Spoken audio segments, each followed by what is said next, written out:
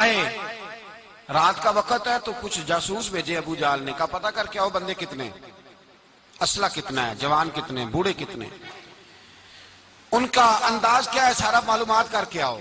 کفر کی جو معلومات ہیں اس پر ذرا غور کریں۔ اب وہ شخص آیا جا کے ابو جہل سے کہنے لگا 313 ہیں، 6 زرہیں اور 8 تلواریں،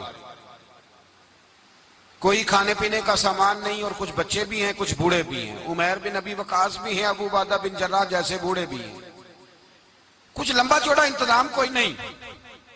ابو جہل بڑا کھل کھلا کے ہنسا، جاسوس واپس آئے نا تو کھل کھلا کے ہنسا، کہنے لگا اس طرح کرو کہ جنگ کرنے کی ضرورت نہیں، انہیں نا صبح سب کو گھوڑوں کی پشتوں پہ باندھ کے نا تو لے چلتے ہیں مکے، وہاں جا کے دیکھیں گے ان کا کیا کرنا ہے، ان کو باندھ لو گھوڑوں کی اونٹوں کی پشتوں پر تو وہاں جا کے دیکھیں گے۔ جب یہ بات کی تو جاسوس کہنے لگا ٹھہر جا، پوری بات تو سن لے، میری پوری سن تو لے، تبصرہ تو نے شروع کر دیا ہے۔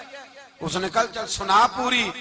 اس نے کہا ہے 313 پر سارے سر پہ کفن باندھ کے آئے ہوئے ہیں 313 پر بچے سے لے کر بوڑھے تک، میں جس کو پاس بھی گیا ہوں وہ مصلی پہ بیٹھا ہے اور شہادت کی دعا مانگ رہا ہے۔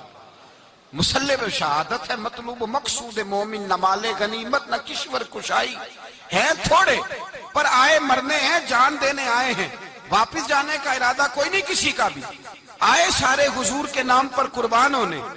ابو جہل ساری رات شراب پیتا رہا، مغویہ گانے گانے والی عورتیں ساری رات گانے گاتی رہیں، اور ادھر انداز بڑا نرالا ہے۔ حضرت ابو بکر صدیق رضی اللہ تعالیٰ عنہ فرماتے ہیں کہ صحابہ نے مشورہ کیا کہ نبی پاک صلی اللہ تعالیٰ علیہ وسلم کی طرف سب سے پہلے توجہ کریں گے کافر، حضور کے لیے کسی محفوظ جگہ کا بندوبست کیا جائے، ایک چھپر، ایک عریش، ایک جھونپڑی پہاڑ کے اوپر بنا دی گئی حضور کے لیے۔ مولا علی شیر خدا خود فرماتے ہیں، کہتے ہیں سب سے مشکل کام اس جھونپڑی کی حفاظت کرنا تھا، اس چھپر کی، عریش کی جس میں حضور تھے۔ جب نبی پاک نے فرمایا نا میرا پہرا کون دے گا، تو کہتے ہیں ابو بکر صدیق تلوار لے کے کھڑے ہو گئے، کہنے لگے سونیا ضرورت ہی کوئی نہیں، میں جو حاضر ہوں۔ تو حضرت علی فرمایا کرتے تھے بتاؤ جو فرعون کے سامنے کھڑے ہوئے وہ زیادہ دلیر تھے یا ابو جہل کے سامنے جو کھڑے ہوئے دلیر ہیں؟ تو حضرت ابو بکر صدیق فرماتے میں پہرے پہ تھا، کافر شرابیں پی رہے تھے اور نبی پاک ساری رات عبادت کرتے رہے، ساری رات حضور نے رو کے گزار دی۔ کہا اے اللہ، کیا لفظوں میں حسن ہے کہ اے اللہ میرے پاس یہ 313 کل تھے، میں لے کے آ گیا ہوں، اگر آج یہ ختم ہو گئے تو بتا قیامت تک کون تیری عبادت کرے گا؟ اے اللہ یہ 313 ہی تھے جو میں لے آیا، مہربانی فرما۔ ساری رات دعا ہوتی رہی، ساری رات حضور دعا کرتے رہے۔ پہلے حکم آیا کہ 1000 فرشتہ بھیجا ہے، پھر اے محبوب چل 3000 بھیجے، پھر اللہ نے کہا محبوب میں نے 5000 بھیجے ہیں۔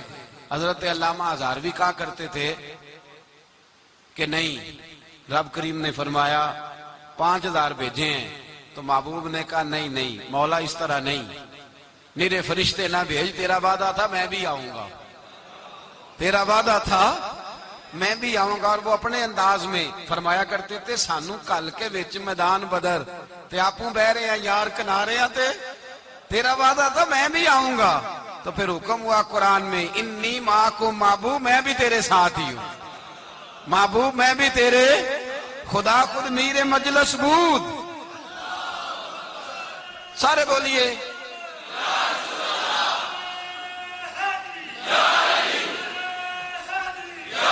بھئی آج تو دن ہے نا نعرے لگانے کا، یوم البدر منا رہے ہیں، تو آج تو ٹھنڈا ٹھنڈا نعرہ نہ لگائیں، میں نے اپیل کی تھی کہ نعرہ تحقیق بھی لگایا کریں۔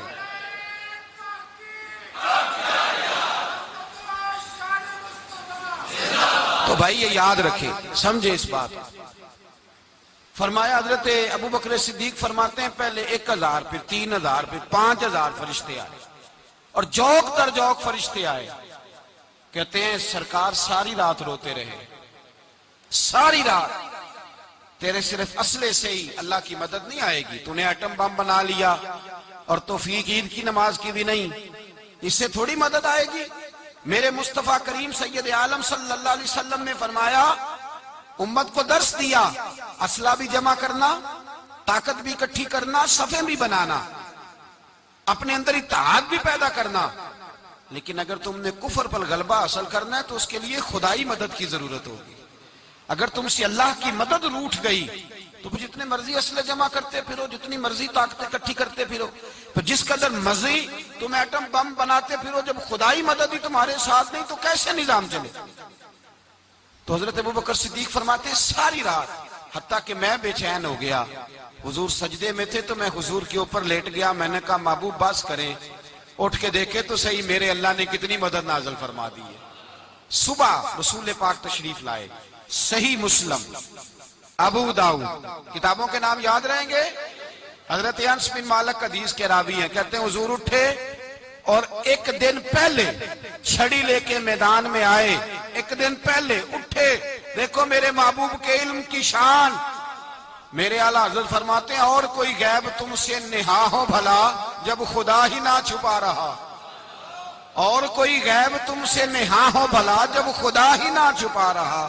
تم پر کروڑوں درود. اور ہمارے ایک شیخ تھے علامہ تحسین رضا صاحب رحمۃ اللہ علیہ، ان کا بڑا خوبصورت شعر ہے.